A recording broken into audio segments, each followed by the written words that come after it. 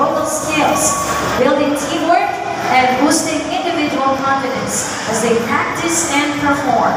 The students are not only growing as musicians, but also creating a sense of community, celebrating their love for music, and inspiring others through their shared dedication and hard work.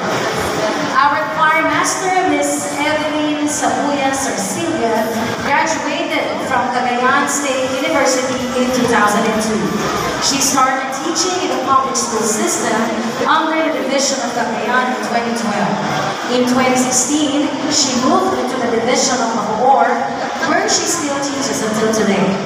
For the past 3 years, she has been a grade 4 music teacher, sharing her love and knowledge of music. She was also an organist in her local church, which helped her gain more experience in music. She is dedicated to teaching choir to children, doing her best to help them develop